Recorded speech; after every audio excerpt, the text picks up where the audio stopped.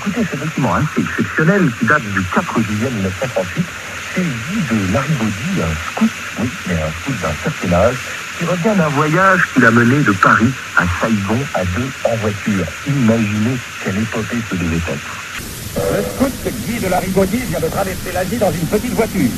À son retour en France, nous avons été l'interviewer pour vous. Combien étiez-vous au cours de ce magnifique trait d'automobile Paris-Saigon? Nous étions deux.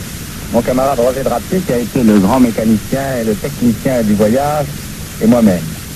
Combien de temps a duré votre voyage et quel itinéraire avez-vous suivi? Nous sommes partis de Hollande en juillet 1937 et sommes arrivés en Indochine en mars 1938, ce qui fait exactement 7 mois de voyage.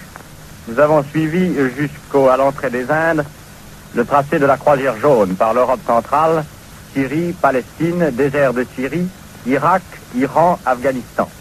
À Peshawar, nous avons pris la grande route du nord des Indes jusqu'à Calcutta. Là, nous avons traversé les Bouches du Gange, la frontière bengalo-birmane de Chittagong à Akiab, les fameuses hills, les chaînes birmanes jusqu'à Rangoon.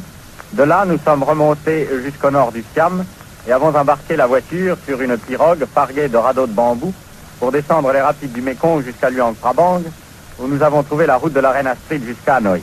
À Hanoï, nous avions la route mandarine macadamisée jusqu'à Saigon. Quels souvenirs apportez-vous en dehors de souvenirs de magnifiques paysages? Avez-vous eu des aventures, des incidents qui sur le moment même vous ont fait craindre l'abandon de votre si beau voyage? Les aventures ne nous ont guère manqué, notamment dans la partie jamais parcourue des Bouches du Gange et de la Birmanie.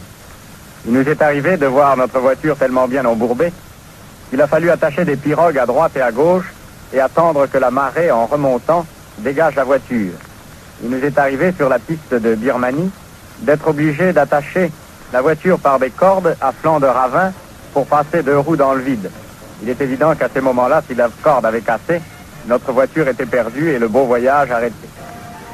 À votre avis, quelle est l'utilité d'un tel voyage et quels enseignements avez-vous personnellement tirés de ce raid automobile?